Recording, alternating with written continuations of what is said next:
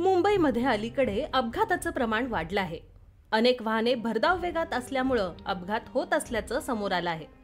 दिवसेंदिवस अपघाताचं प्रमाण वाढत असल्यामुळे अपघातावर नियंत्रण मिळवण्यासाठी प्रशासन प्रयत्न करत आहे। त्यासाठी वाहतूक पोलिसांकडून वेगवेगळे उपक्रमही राबवले जात आहेत। अशीच एक अपघाताची घटना समोर आली आहे। पाम बीच मार्गावर जॉगिंगसाठी निघालेल्या सायकल स्वाराला टॅक्सी चालकाने धडक दिली।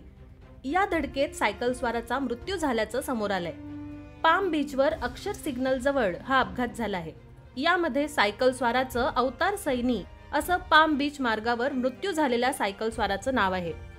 मृत अवतार सैनी यांची इंटेल कंपनीत पेंटियम या संगणक प्रोसेसरच्या निर्मितीत महत्त्वाची भूमिका असल्याची माहिती मिळतेय। अवतार सैनी मित्रांसोबत पहाटे चेंबूरवरून खारघरच्या दिशेने जाण्यासाठी निघाले होते। ते सायकलवरून प्रवास करत होते।